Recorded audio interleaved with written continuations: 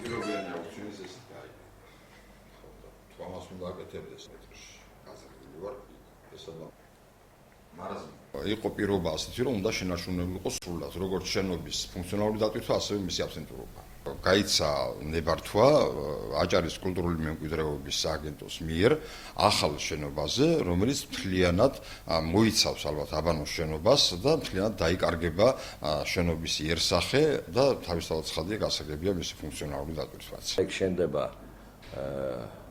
4 სართულიანი შენობა და ქვევით იქნება რესტორანი. როგორც არის პირობაში, ხელშეკრულებაში წერია, რომ იქ გაკეთეს აბანოს მაგივრად უნდა გაკეთეს რესტორანი. ჩვენ სამსახურს რო შეეძლოს ცვლილებების შეტანა, მაშინ იმოდენია შენობა არც ის ბაბილონიც არ აშენდებოდა, იმოდენა შენდება შენობა და არც ფოსტის ადგილზე აშენდება იმოდენა. ჩვენ არაფრით არის უფლება არ გვაქვს. მთავრობის წევრები ასეთ ყოფილი მთავრობაზე, მე არ მიყვარს